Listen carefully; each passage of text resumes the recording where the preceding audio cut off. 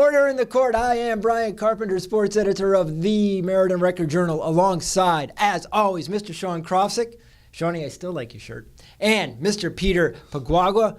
And thank you for tuning in to This Week in High School Sports. This is the Lucky Penny edition of This Week in High School Sports. Because, guys, we had another good week here on the table. Last week of the regular season for the girls. The boys are coming to their conclusion. The hockey races are heating up with our teams. State Open is in track tomorrow. Class meets in wrestling. Yeah. We got a lot going on, guys. Too much. I know, so get a good night's sleep tonight, Pete, because it's going to be a busy day tomorrow. We're going to rewind you back to the start of the week. It was rivalry night in Meriden and in Wallingford. Shawnee, you were down in Wallingford, where the Trojans and the Titans met back-to-back at Lyman Hall. The girls' game went the way of the Lady Titans for the second time this season. If you could, marry us through with Pete's beautiful video highlights of Sheehan's 43-32 victory over the Trojans. I'll try to do Pete's great work justice here. But it did not look pretty early on for Sheehan without Lexi Ocasio. That was heartbreaking. We talked to her before the game, talked to Coach Basillo after the game. He was almost in tears talking about poor Lexi. That was a tough break. She's out for the year with an torn ACL. Again. And the team looked out of sorts without her that first half. I think they had the first 2 field goals in the first 13-plus minutes. Lyman Hall, Kaylee Lipka, Haley Bruno, that duo was looking strong. The thing was, they couldn't build up a big enough lead before the half. They think they were only up 4 at the half. And then in that second half, they poured it into Robles. And I feel like they do that every game. Every game that Sheehan wins. They are like a second-half team. They just decide they're going to wear the team down. They're going to go to live, and she always just takes over. But you could definitely notice the hole that Lexi left at the beginning of the game. And even if you look at the highlights here, I had to leave for the fourth quarter. And, you look at the highlights and you're like, oh, wow, Lyman Hall was really in control of this game. And then, I left and all hell broke loose in the fourth quarter. And she, kind of took it to him. But they seem to always do that. Seems to be their recipe for success is get the ball to live down low late and just wear them down. She's a size issue. She's the tallest person on the court. And she knows how to use it. Size. Yeah, it's hard to defend height, especially if you don't have it. You're right. And Sheehan did a good job. This game was close throughout, and they hit their foul shots down the stretch. They've been a pretty strong foul shooting team. And Caroline DeGello, the sophomore, filled in pretty well at point guard. What we're talking about with Sheehan, with the win over Lyman Hall, they finished 14-6. Coach Mike Busillo's team did. And that formula you guys just really detailed quite nicely. Same thing came into play the first round of the SEC tournament game last night against Jonathan Law. Same type of thing. Game was kind of close. Then Sheehan takes control with depth. Liv Robles, big double-double. And they are in the SEC quarterfinals tomorrow, which they are hosting all 4 games. Sheehan will kick it off as a number 8 seed against number 1 Mercy. And I'll tell you what, obviously, Sheehan's the underdog, no question. But you know what? Mercy has just 1 loss on the year, and it came to Career. And it came to Career just before Career played Sheehan in New Haven, and Sheehan won that game. So do the math, cross-divide, whatever you want to do. I'm not ruling out the Titans. And Sheehan girls soccer beat Mercy girls soccer in the quarterfinals of the SEC quarterfinal girls soccer. Not that that's not the same sport at all, but I was there. It sounded interesting. Yeah. I'll take that as a rough parallel. Yeah. Sit down and be quiet now, Paguagua. Let's go to the second game, guys, of the night of that Lyman Hall Sheehan doubleheader, the boys game. And that one was even closer, and that one came even further down to the wire. Wow. Lyman Hall wins that one 65-62. And, guys, we talked about this, too. That was really kind of a play-in game to a play-in game because playoff lives really were on the line that night. The team that won was in good shape to clinch. The team that lost was up against it. So, and as we found out as the week went on, that indeed was the case. Yeah. But boys, Shawnee, you covered the game for us, and you wrote a good story on Deadline, by the way. It's like, holy smokes, what Shawnee did on Deadline in 2 minutes. Amazing what this kid can do. Yeah, well, they gave me some great material to work with, that's for sure. As Pete captured. Always so modest, Shawnee. Yeah, Kevin Ransom. He made some clutch plays down the stretch, and he really had an and one. And you could see the Wild Mob behind him. Lyman Hall was a great atmosphere that night, and he made a couple big plays. in the final minute and a half. And Pete and I were talking about earlier, Lyman Hall size. This Lyman Hall size was really the difference that night. Cam Regan, 19 points, 15 boards. He also had a double-double the first time when they played when Sheehan won 73-71. But this game, it was in the balance. Yeah, it was just like the first time that they played. It was close, back and forth, like a shootout. Like Kevin scores, and Garrett or Jack scored. It was just back and forth, back and forth. But the only difference is at the end of this game, Kevin Ranson had the ball in his hands, and he was going to win that game, and he did. I mean, he made. I want to say he made the last 4 out of 5 baskets or 3 out of 4 baskets, including the on one that you mentioned before. But he wanted the ball in his hands. He wanted to win the game, and I don't think there was anybody on that Sheehan team that was going to stop him. Yeah, and I think they put it away just like the Sheehan girls did. Free throws down the stretch. They really sealed it, and Sheehan has nothing to be ashamed of course. They have 2 real big young guns that we've been talking about all year. This might be Lyman Hall's last win against Sheehan for some time, because Garrett Malampy and Jack McDonald are really good. Yeah. They are so good. Rob Roush might be giving you a call tomorrow. Pete, just let you know. I would not bet against Garrett and Jack. I mean, it was a 6-point game with time winding out, and Garrett Malampy hits like a 35-foot 3-pointer at the buzzer. So, the game was over, but they were not going down without a fight, and Garrett and Jack are going to be there for 2 more years together. Good things on the horizon. But what winds up happening from that game is she ends up against it. They can't afford to lose another game. And that happened last night against Guilford, which has just 1 loss. Sheehan battled it for quite a while. Guilford pulled away in the 4th quarter. Conversely, Lyman Hall, with the win, puts itself in good position to clinch. So we thought. They did. Well, they did, but that was... Well, it seemed like, after that, the emotion of that game, and really it came through in that the clip that you had of Kevin with the and one play. You could really feel the energy. Even through your video, it came across to me, Peter. Really, when you have an energy of an event like that, and we see it so often with Maloney, Platt, too. They gear up so much for that, and then oftentimes these teams fall flat coming out of it just because it's so hard to peak like that night after night.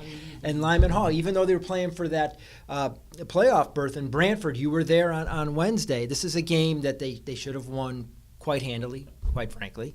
And they did win the game, but there's your score on the board, 39-37, 2 points, and the game's in the 30s. And it came down to the last minute. Brantford had a chance to tie at the buzzer, and the ball hit the back of the rim and came out. They were 2 inches away from going to overtime.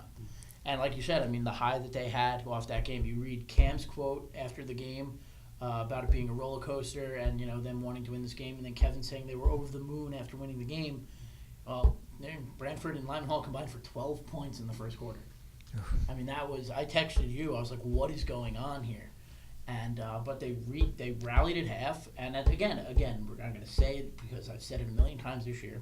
When it came down to it, Kevin had the ball in his hands. He came out, he scored, I think it was 7 or 8 points in the 3rd quarter, 6 more or 4 more, whatever it was in the 4th at the end. He only had 4 in the first half.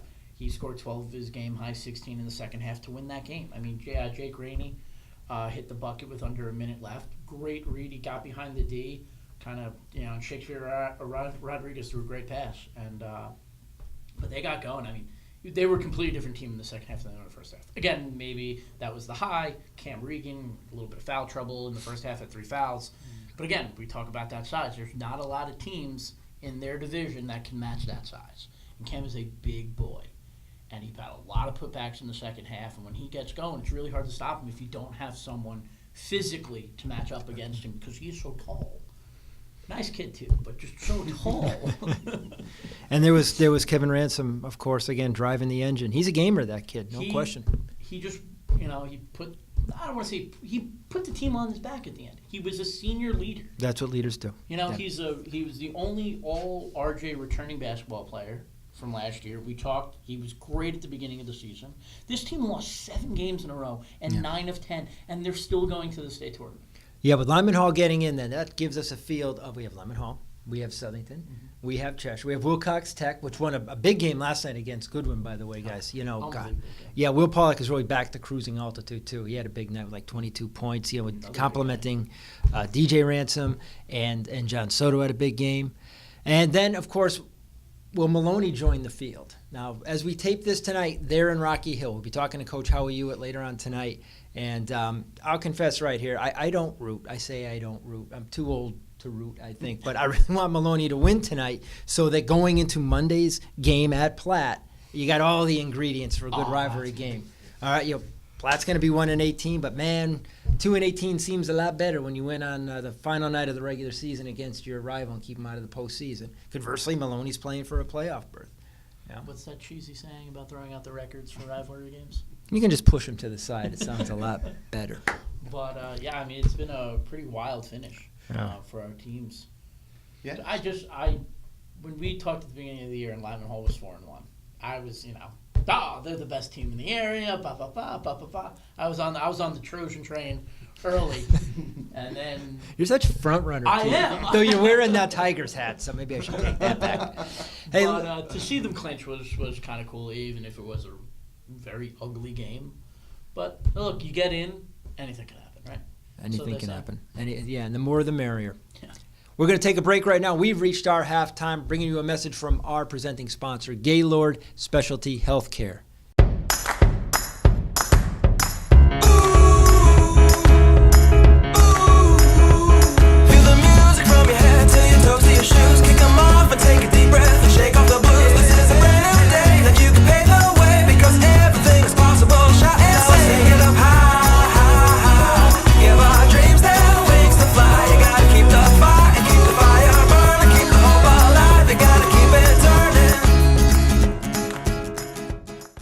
Thank you, as always, to Gaylord Specialty Healthcare for being along with us on the ride for This Week in High School Sports.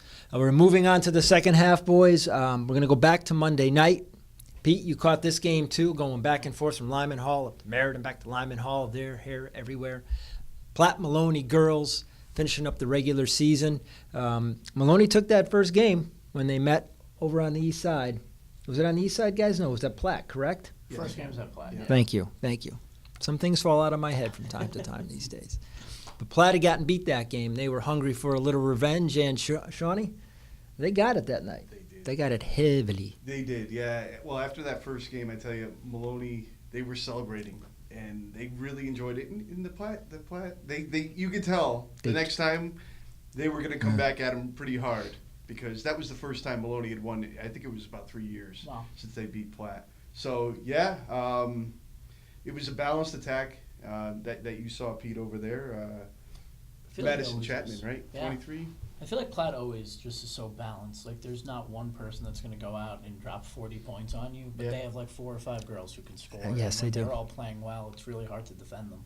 They really are. Chapman's sisters, our girl Kiara Lopez, Jaylena Gordills, Julia Meisner's had some real good games. Yeah, it is a well-balanced team, and with Coach Tina Gagne, that does not surprise me. Those are the kind of teams she played on back when she started at Platt. Yeah, Panthers 12-8.